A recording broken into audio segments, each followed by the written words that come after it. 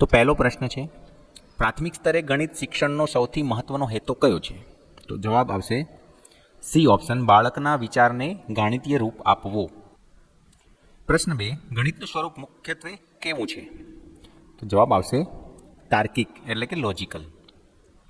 પ્રશ્ન 3, રાષ્ટ્રીય અભ્યાસક્રમ રૂપરેખા NCF 2005 મુજબ ગણિત શિક્ષણ કેવું હોવું જોઈએ?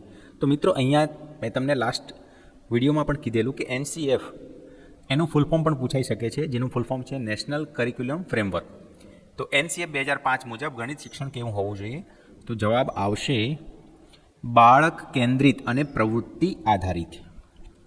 પ્રશ્ન 4, ગણિત શીખવામાં આગમન પદ્ધતિ ઇન્ડક્ટિવ મેથડમાં શિક્ષણ કઈ દિશામાં આગળ વધે છે?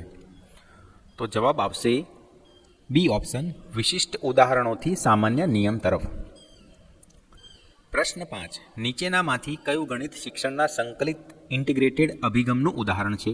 ગણિતને વિજ્ઞાનથી અલગ શીખવવું કે આ બધા જે ઓપ્શન આપ્યા છે એમાં સાચો જવાબ આવશે ઓપ્શન બી, EVS ભાષા અને શિક્ષણની એક સાથે શીખવવું.